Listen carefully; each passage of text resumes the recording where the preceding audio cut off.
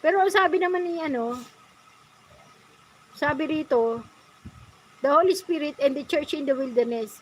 This is he that was in the church in the wilderness. The church in the wilderness was guided by the pillar of fire, taught by the voice from the fire, covered by the cloud of fire, sanctified by fire of the altar.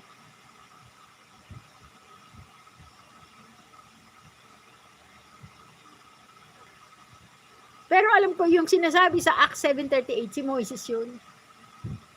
Kasi siya yung nakipag-usap sa Diyos Ama, di ba? The church in the wilderness was guided the pillar of fire taught by the voice from the fire.